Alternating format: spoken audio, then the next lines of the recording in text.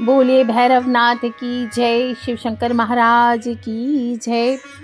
तो काल भैरव अष्टमी के अवसर पर हम सभी शिव महापुराण में तृतीय शतरुद्र संहिता में बताई गई इस कथा का वर्णन सुनेंगे। भैरव का अवतार कैसे हुआ, इसके विषय में नंदीश्वर कहते हैं, हे सर्वज्ञ सनत कुमार, अब भैरव जी की कथा को सुनिए, जिसको सुनने मात्र से शंकर जी में दृढ़ भक्ति होती है। भैरव जी परमात्मा शंकर के पूर्ण रूप हैं, जिन्हें शंकर की माया से मूढ़जन उन्हें वैसा नहीं जानते। परंतु यह कोई आश्चर्य की बात नहीं है, क्योंकि जब महेश्वर शंकर की महिमा को चतुर्मुख ब्रह्मा और चतुर्भुज विष्णु जी भी नहीं जानते, तब औरों की तो बात ही क्या है। शंकर जी की माया तो बड़ी कठिनता से जानी जाती है, इसमें कुछ भी विचित्रता नहीं है। माया से मोहित होकर ही मनुष्य उनकी पूजा नहीं कर पाते, और जब वे परमेश्वर ही आत्मज्ञान करावें तब जाने, अन्यथा स्वेच्छया तो कोई भी नहीं जान सकता है। इस पर मैं एक प्राचीन इतिहास कहता हूँ, ध्यान देकर सुनो। एक समय सुमेरु पर्वत पर बैठे हुए ब्रह्मा जी के पास सब देवताओं ने जाकर उन्हें नमस्कार कर हाथ जोड़कर यह पूछा कि हे देवों के देव, प्रजाओं के स्वामी, हे सृष्टि के रचयिता, हे लोकनाथ, अविनाशी तत्व क्या है, यह आप यथार्थ बतलाइए। तब शंकर जी की माया से मोहित ब्रह्मा उस तत्व को ना जानते हुए भी उस भाव को कहने लगे, हे ऋषियों, मैं उस अविनाशी भाव को यथार्थ रूप से कहता हूँ, आप लोग सावधान होकर सुनिए। मुझसे बढ़कर कोई देवता नहीं है, मैं ही एकमात्र संसार को उत्पन्न करने वाला स्वयंभू अज एकमात्र ईश्वर, अनादि भोक्ता ब्रह्मा और निरंजन आत्मा हूँ। मैं ही संसार को प्रवृत्त और निवृत्त करने वाला हूँ, और मुझसे बढ़कर कोई देवता नहीं है। जिस समय यह वार्ता हो रही थी, वहां मुनि मंडली के साथ विष्णु जी भी विद्यमान थे। तब जैसे ही ब्रह्मा जी यह कहकर चुप हुए, वैसे ही विष्णु जी ने उनको समझाते हुए कहा कि हे ब्रह्मा, यह तुम क्या कहते हो? मेरी आज्ञा से ही तो तुम इस सृष्टि के रचयिता हो, मेरा अनादर करके तो तुम जी ही नहीं सकते। इस प्रकार ब्रह्मा जी और विष्णु जी परस्पर अपने प्रभुत्व की प्रधानता के लिए विवाद करने लगे, और उसके प्रमाण में वेद शास्त्रों के वाक्य कहने तथा चारों वेदों से पूछने लगे। चारों वेद मूर्ति धारण किए हुए वहीं उपस्थित हुए। तब परेश प्रभु शिव का स्मरण करते हुए ऋक, यजु आदि चारों वेदों में पहले ऋक ने कहा, जिसके भीतर समस्त भूत निहित है तथा जिससे सब कुछ प्रवृत्त होता है और जिसको परम तत्व कहा जाता है, वह एक रुद्र ही है। फिर यजुर्वेद ने कहा, जिसके द्वारा हम भी प्रमाणित होते हैं तथा जो ईश्वर संपूर्ण यज्ञों तथा योग से भजन किया जाता है, वह सबका दृष्टा एक शिवजी ही है।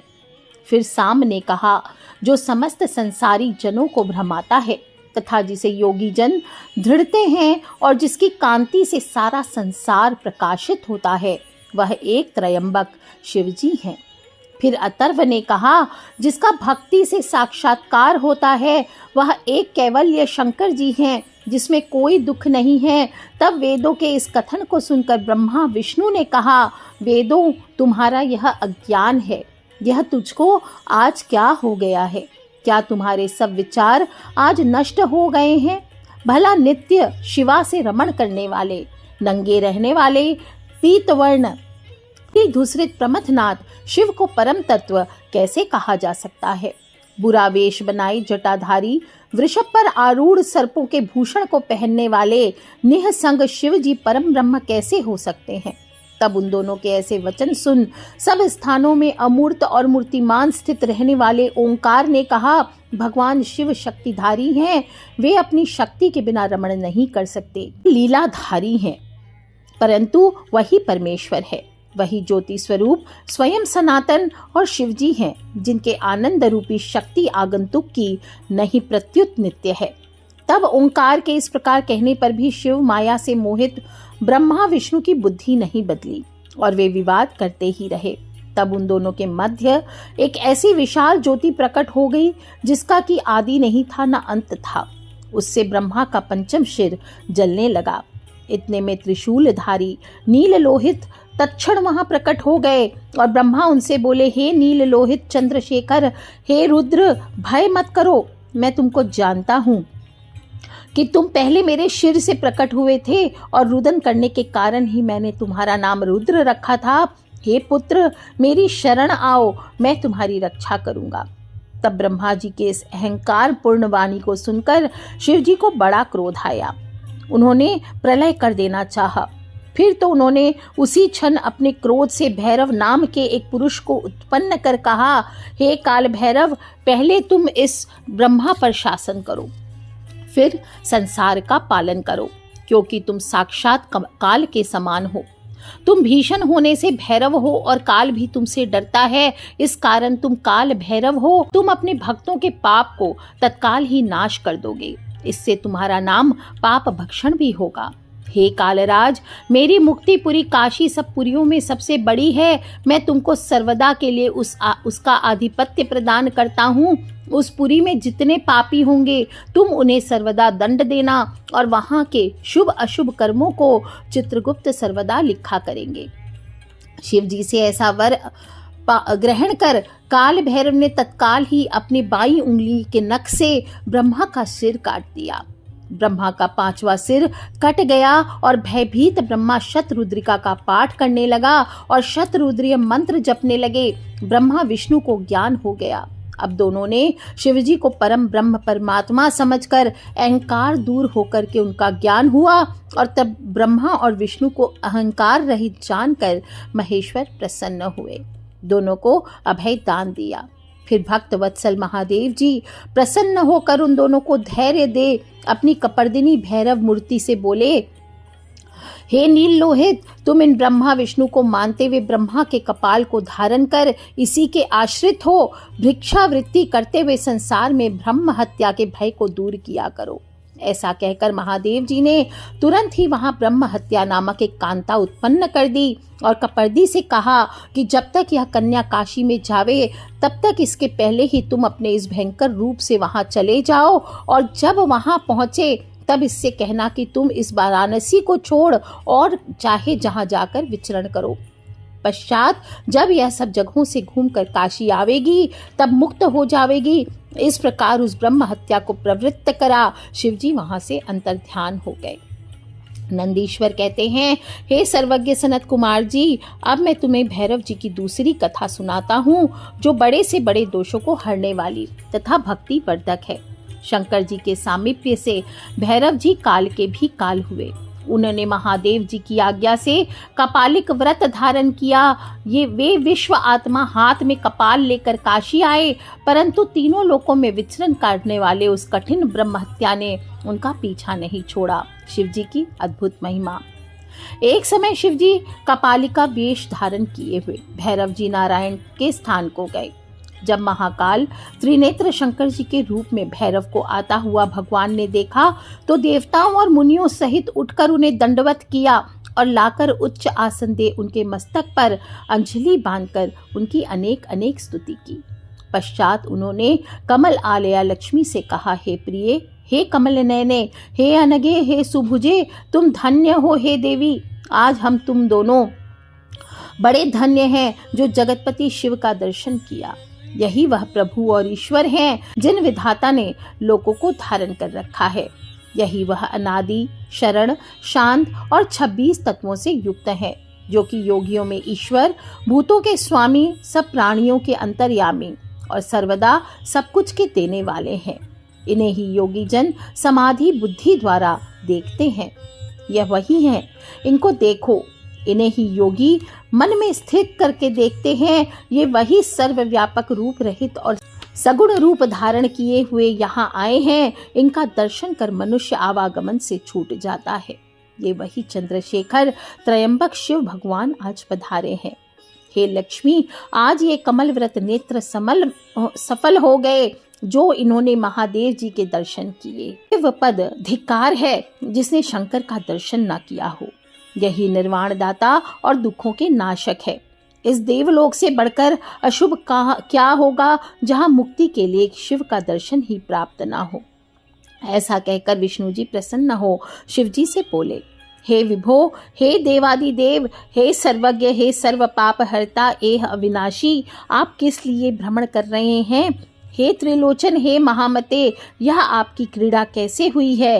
हे कामारी, यह आपकी कैसी चेष्टा है? हे शंभो, हे शक्तिपते, शंभो, हे भगवान, आप भिक्षा क्यों मांगने लग गए हैं? हे जगन्नाथ, मुझे यह संशय है, क्योंकि आप तो त्रैलोक्यों का राज्य देने वाले हैं। जब विष्णु भगवान ने इस प्रकार कहा, तब भगवान भैरव ने हंसकर विष्णु जी से अपनी सब कथा कह सुनाई और उन्होंने कहा कि मैंने अपनी उंगलियों के नख से ब्रह्मा का सिर काट दिया है और उसी पाप के शर्मनार्थ इस शुभ व्रत का अनुष्ठान किया है। यह सुनकर विष्णु भगवान कहते हैं, हे भैरव जी, आप तो समस्त विघ्नहर्ता हैं, फिर भी जो चाहे क्रीड़ा करें, परंतु मुझ पर तो इतनी कृपा अवश्य किए रहिएगा कि अपनी माया से मोहित ना कीजिएगा। हे देव, आप ही सबकी गति हैं। हे पार्वती पति ही कृपा से आपकी यावत चेष्टाओं को जानता हूँ। आप ही संहार के समय सबका हरण करेंगे। हे शिव जी, आप पराधीन नहीं हैं, आप अपनी क्रीड़ा में स्वतंत्र हैं। फिर हत्या जो आपके पीछे पड़ी है, इसका केवल यही कारण है कि पापों को करके भी जो मनुष्य आपका स्मरण करे, उसके सब पाप नष्ट हो जावे, क्योंकि आप में यह सामर्थ्य है। जो मनुष्य आपका भक्त होगा, उसका पाप स्वतः ही नष्ट हो जाएगा। हे दयामय, यह तो आपका कुतूहल मात्र है। आज मैं धन्य हूँ जो आप परमेश्वर को देखता हूँ। आज से मेरा परम मंगल हुआ जो आपका दर्शन पाया। आपके दर्शन से तो स्वर्ग अपवर्ग भी तृण के समान प्रतीत होता है। श्री विष्णु जी के ऐसा कहने पर निर्मल लक्ष्मी ने अपनी मनोरथी नामक विद्या उनके पात्र में छोड़ दिया। भैरव रूपधारी महादेव जी प्रसन्न हो भिक्षाटन के लिए दूसरी ओर चले। तब उनके ब्रह्म हत्या को जाती हुई देखकर विष्णु जी ने बुलाकर उनसे प्रार्थना किया कि तू शिव जी का पीछा छोड़ दे। ब्रह्म हत्या ने कहा कि बहाने मैं शिव की सेवा करती हूँ, मैं शिव स्वरूप भैरव के दर्शन से मोक्ष के लिए स्वयं को पवित्र कर रही हूँ। इस प्रकार जब विष्णु जी के कहने पर भी ब्रह्म हत्या ने उनका पीछा नहीं छोड़ा, तब भैरव ने विष्णु जी से उनकी सज्जनता की प्रशंसा की और कहा कि मैं आपके अमृत वचनों से संतुष्ट हूँ, जो चाहे सो वर मांगो, तुम मेरे भक्तों में अग्रणी हो।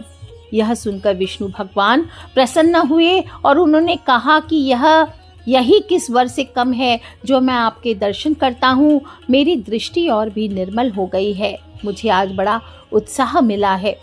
सत्पुरुषों को तो आपका दर्शन ही निधि है और इसमें कुछ परिश्रम नहीं करना पड़ता। हे प्रभो, आपसे यही वर चाहता हूँ कि आपके चरणों से मेरा कभी वियोग ना होवे, इसके सिवा मुझे और कुछ नहीं चाहिए। भैरव जी ने एवं अस्तु कहकर विष्णु भगवान से कहा, तुम सब देवताओं के भी वरदाता हो। इस प्रकार विष्णु जी पर कृपा करके भैरव जी अविमुक्त क्षेत्र काशी आ गए और भैरव जी के काशी आते ही ब्रह्म हत्या हाहाकार कर पाताल में समा गई। उसी समय ब्रह्मा जी का सिर भैरव जी के हाथ से छूटकर पृथ्वी पर गिर पड़ा और वहां कपाल मोचन तीर्थ हो गया।